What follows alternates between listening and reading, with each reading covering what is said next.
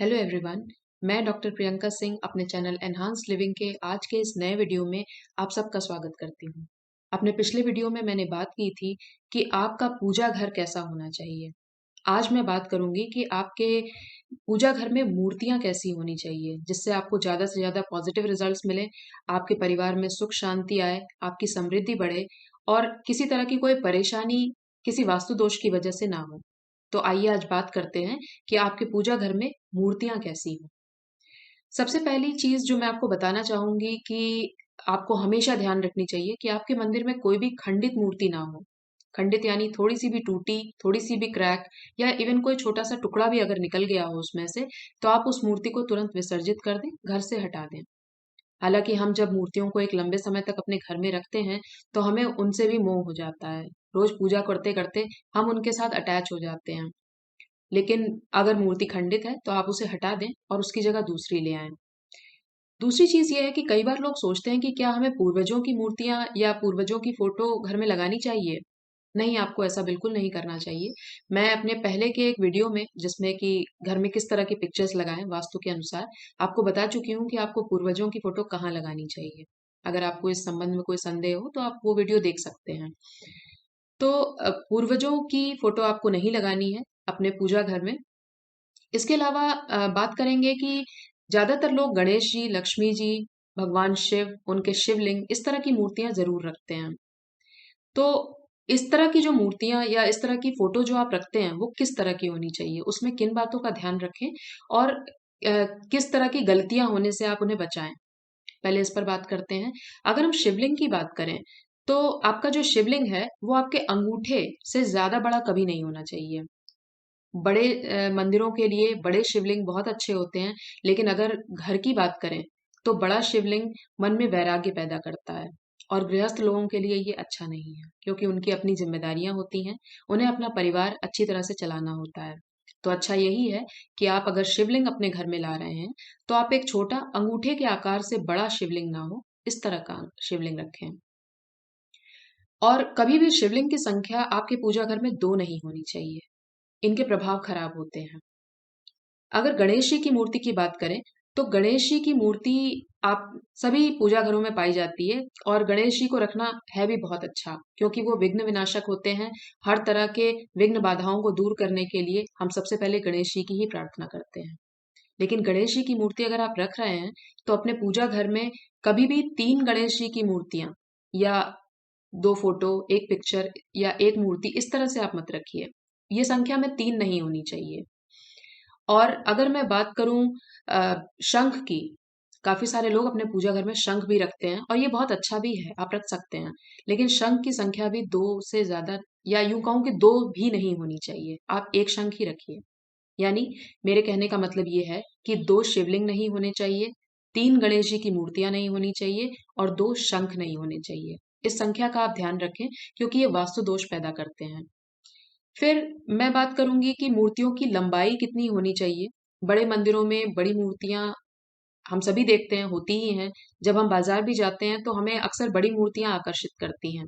लेकिन आपको 9 इंच से बड़ी मूर्ति अपने घर में नहीं रखनी चाहिए। फोटो आप कितनी भी बड़ी लगा सकते हैं, पिक्चर आप कैसी भी रख सकते हैं, उसमें कोई समस्या नहीं। अब कुछ इस तरह की फोटोज होती हैं जो भगवान की ही होती हैं लेकिन उन्हें घर में रखना अच्छा नहीं माना जाता है। जैसे कि भगवान शिव के नटराज स्वरूप की मूर्ति, उसे आप मत रखिए क्योंकि वो तांडव मुद्रा को दर्शाता है और जाहिर सी बात है हम में से कोई नहीं चाहता कि हमारे घर में तांडव। तो भगवान के शांत रूप को अपने घर में रखिए, तांडव मुद्रा को नहीं। इसी तरह से माँ काली की भी कुछ मूर्तियां होती हैं, कुछ फोटो होती हैं जिसमें वो काफी रौद्र रूप में दिखाई देती हैं। तो प्रयास करिए कि आप इस तरह की फोटो भी ना लगाएं क्योंकि जो फोटो होती हैं, जो मूर्तियां होती हैं, आप इनके सामने बैठते हैं, इन्हें देखते हैं तो कहीं ना कहीं ये आपकी भावनाओं को प्रभावित करती हैं। तो आप जो भी देवी देवता लगाएं हमेशा इस बात का ध्यान रखें कि जो भी भगवान हैं वो शांत स्वरूप में हो, मुस्कुराते हुए, बिल्कुल रिलैक्स लगते हुए, इस तरह के भगवान को आप रखिए और वही भावना आपके पूरे घर में संचारित होगी। अब कुछ लोग अपने घरों में मूर्तियों की प्राण प्रतिष्ठा करा लेते हैं, एक छोटा सा मंदिर बना लेते हैं, प्राण प्रतिष्ठा करते हैं। तो इस बात को लेकर के भी लोगों के मन में रहता है कि क्या हमें प्राण प्रतिष्ठा करानी चाहिए या नहीं। तो सबसे पहली बात तो ये है कि प्राण प्रतिष्ठा किसी मंदिर में हो तो ज्यादा अच्छा है। घरों के लिए प्राण प्रतिष्ठा बहुत अच्छी चीज नहीं है। लेकिन अगर फिर भी आपको ईश्वर से बहुत लगाव है, आप उन्हें अपने परिवार के सदस्य की तरह रखना चाहते हैं, अपने घर में प्राण प्रतिष्ठा कराना ही चाहते हैं, तो आपको इन बातों का ध्यान रखना चाहिए कि नियमित रूप से आपके घर में जो भी खाना बनता है, उसका भोग आप सबसे पहले भगवान को जरूर लगाएंगे। ये प्राण प्रतिष्ठा का एक जरूरी नियम है, ये आपको करना चाहिए। प्राण प्रतिष्ठा के अलावा आपको इस बात का भी ध्यान रखना है कि अगर आपने अपने घर में भगवान को इस रूप में विराजमान किया है, पूरे विधि विधान से, और आप सवेरे शाम भोग भी लगा रहे हैं, तो उस केस में अगर आप नॉनवेज खाते हैं या आपके घर में नॉनवेज बनता है, तो आपको प्राण प्रतिष्ठा बिल्कुल नहीं करानी चाहिए, क्योंकि फिर आपको इसके गलत परिणाम देखने को मिलेंगे। जहां ईश्वर हो वहां इस तरह की चीजें वर्जित होती हैं। तो आपको इन बातों का ध्यान रखना चाहिए। दूसरे लोग मूर्तियां बहुत सारी रख लेते हैं। हमारे साथ अक्सर ऐसा होता है कि या तो हमें गिफ्ट में बहुत सारी मूर्तियां या फोटोज मिल जाती हैं, या फिर हम खुद कुछ चीजें हमें अच्छी लगती हैं, हम उन्हें घर में लाके लगा देते हैं। तो कभी भी फोटो या मूर्तियों की संख्या बहुत ज्यादा मत रखिए। इसके पहले एक सिंपल सा रीजन ये है कि जब आप बहुत ज्यादा मूर्तियां लगाते हैं तो आपका ध्यान जो है, कंसंट्रेशन जो है, वो उतना अच्छा नहीं हो पाता है।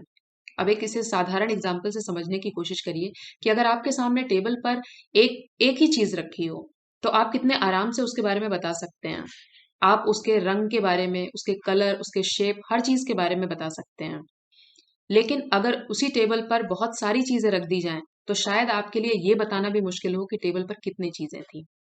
ये आपके ध्यान को बताता है। ये उदाहरण सिर्फ इसलिए था।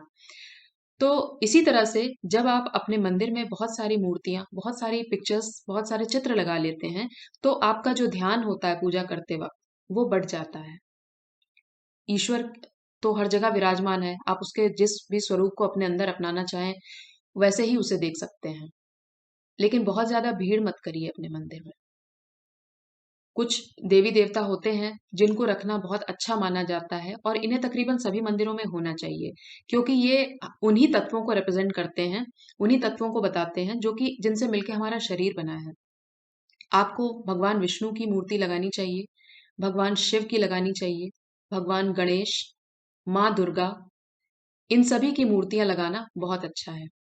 आप शनि देव की कई लोग पूजा करते हैं, लेकिन आप मेरा आपसे यही अनुरोध है कि आप उस पूजा के लिए मंदिर चले जाएं। शनि देव की मूर्ति को या उनकी फोटो को भी घर में लगाना बहुत अच्छा नहीं माना जाता है। आप उसे मंदिर जाके कर सकते हैं। अब अगर मैं बात करूं धातुओं की, कि मूर्ति आपको किस धातु की रखनी चाहिए, तो आप सोने की मूर्ति रख सकते हैं, चांदी की रख सकते हैं, तांबे की, पीतल की, मार्बल की बनी मूर्तियां भी ठीक हैं। यहाँ तक कि आप मिट्टी की बनी मूर्तियां भी रख सकते हैं। प्लास्टिक की, पीओपी की, इस तरह की मूर्तियां आपको अवॉइड करनी चाहिए, क्योंकि ये बहुत अच्छे पदार्थ नहीं माने जाते पूजा के लिहाज से।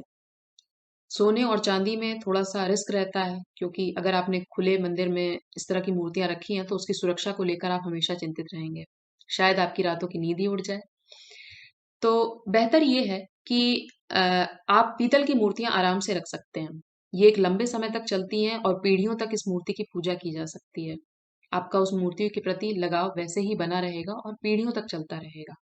तो पीतल की मूर्तियां रखना बहुत अच्छा है। अगर आपने मार्बल की भी कोई मूर्ति रखी है, तो समय के साथ जब आपको ऐसा लगे कि वो झड़ने लगी है, तो आप उसे हटा दीजिए, उसे विसर्जित कर दीजिए। कई बार लोगों के सामने ये समस्या होती है कि उन्हें गिफ्ट में या खुद वो अपनी पसंद से बहुत सारी मूर्तियां ले आते हैं।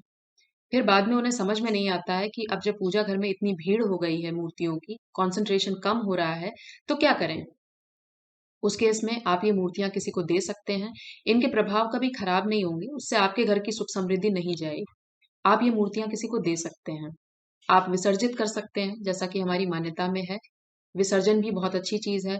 और अगर आप कुछ भी नहीं समझ पा रहे हैं, आपकी मूर्तियां मिट्टी की हैं, तो आप उन्हें गमले में डालिए, उन पर रोज पौधों में पानी डालिए। धीरे धीरे वो मूर्तियां गल के उसी मिट्टी में समाहित हो जाएंगी। ईश्वर मिट्टी के रूप में भी आपके घर में हमेशा विराजमान रहेंगे, और आपके अंदर इस बात का एहसास बना रहेगा कि वो ईश्वर जो पहले एक आकार में था, अब वो मिट्टी में ढल करके भी आपके घर में ही है। तो ये भी एक बहुत अच्छा तरीका हो सकता है। तो उम्मीद करती हूँ कि जितनी भी बातें मैंने आपको मूर्तियों के बारे में बताई हैं, आप इन सब का ध्यान रखेंगे और एक सकारात्मक तरीके से आप उस ऊर्जा को प्राप्त करेंगे जो हमें ईश्वर से मिलती है। एक और बात आपसे कहना चाहूँगी कि मूर्तियों को कभी भी दीवार से बहुत सटा कर मत रखिए या मंदिर से बहुत सटा कर मत रखिए। कम से कम 6 इंच आगे की तरफ खिसका कर रखिए मूर्तियों को, और मूर्तियों का मुँह एक-दूसरे के सामने नहीं होना चाहिए। अगर आप मूर्तियाँ कम रखेंगे, तो वैसे भी आप सारी चीज़ें बहुत अच्छी तरह से मैनेज कर पाएँगे। तो उम्मीद है कि आज की जानकारी आपको उपयोगी लगी होगी। वास्तु के लिहाज से ये सबसे अच्छे तरीके होते हैं जो मैंने आपको बताए हैं, और आपकी समस्याएँ भी हल हो गई होंगी पूजा से रिलेटेड। तो आज का वीडियो मैं इसी जानकारी के साथ समाप्त करती हूँ। अपने आने वाले कुछ और वीडियोज़ में मैं मंदिर, पूजा या फिर कुछ ऐसी चीज़ों के बारे में बात करूँगी जो आध्यात्म के साथ-साथ आपके परिवार की सुख, शांति, समृद्धि और आपके स्वास्थ्य से जुड़ी हुई हैं। तो जुड़े रहिए इस चैनल के साथ। फिर मिलेंगे अगले वीडियो में। धन्यवाद।